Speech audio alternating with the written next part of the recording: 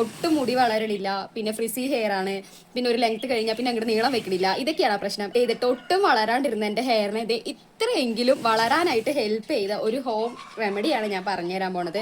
ഒട്ടും മുടി വളരണില്ല, പിന്നെ ഫ്രിസി ഹെയർ ആണ്, പിന്നെ ഒരു ലെങ്ത് കഴിഞ്ഞാൽ പിന്നെ അങ്ങോട്ട് നീളം വെക്കണില്ല. ഇതൊക്കെയാണ് പ്രശ്നം എങ്കിൽ അതിനുള്ള സൊല്യൂഷൻ ഞാൻ പറഞ്ഞുതരാം.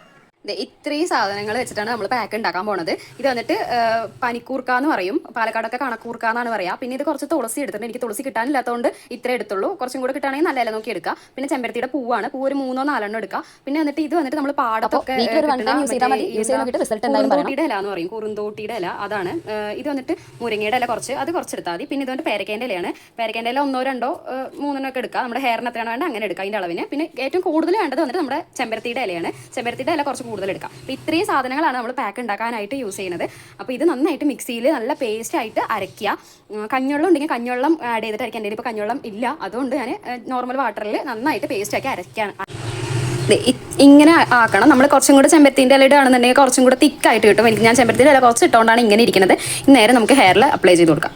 നമ്മളിങ്ങനെ ഓരോ ലെയർ ആയിട്ട് എടുത്തിട്ട് ഫുള്ള് അപ്ലൈ ചെയ്ത് കൊടുക്കണം. ഓരോ ലെയർ ആക്കിയിട്ട് ഫുള്ള് നമ്മൾ സ്കാൽപ്പിലും ഫുള്ള് മുടിയിലെ ലെങ്ത്ത് ആയിരിക്കും അപ്ലൈ ചെയ്ത് കൊടുക്കണം. എന്നിട്ട് ഒരു 20 മിനിറ്റ് ഒക്കെ കഴിയുമ്പോഴത്തേനും വാഷ് ചെയ്ത് കളയുക. എല്ലായിടത്തും ഫുള്ളായിട്ട് അവിടെ പോലെ തേക്കണം. അപ്പോൾ 20 മിനിറ്റ് കഴിയുമ്പോൾ വാഷ് ചെയ്ത് കളയുക.